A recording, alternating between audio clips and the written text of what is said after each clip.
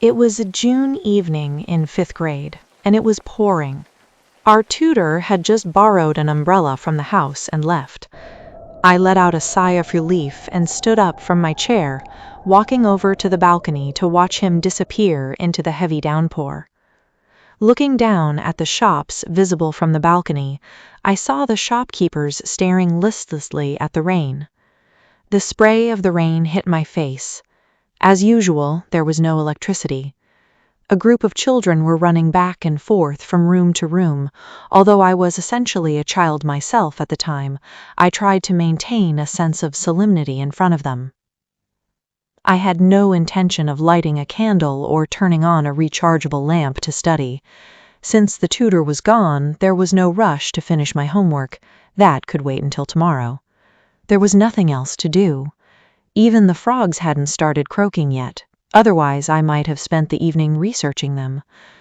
Reluctantly, I picked up a storybook and lay down on the bed. It goes without saying that a storybook is the only palatable companion in such weather, especially if it's a ghost story, right? I was reading a short story by Nihar Ranjan Gupta. The tale sent shivers down my spine, amplified by the occasional sound of thunder. Suddenly, I felt as if someone was standing behind the curtain hanging at the room's entrance.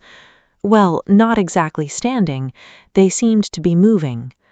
I stood up, trembling, like Bibhuti returning in the story. No, that wasn't possible. Sachin wasn't here to summon spirits with magic, and I wasn't performing a séance, which in any case cannot be done alone. Still, the atmosphere was exactly like that. A power outage, rain outside, and no knock on the door. I knew something was wrong.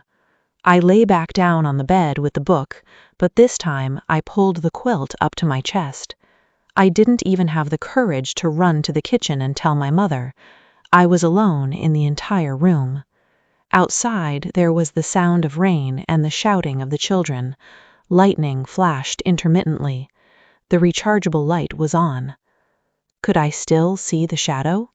No, but now it felt as if a strange noise was coming from under my bed, the sound of a dozen plastic bottles being dropped all at once. I set the book aside, turned off the rechargeable light, and pulled the quilt over my head. A dark room, the sound of rain and thunder outside, the children's voices, and... No, the noise from under the bed had stopped.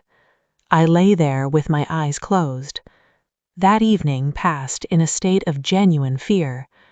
Many years have passed by since that incident.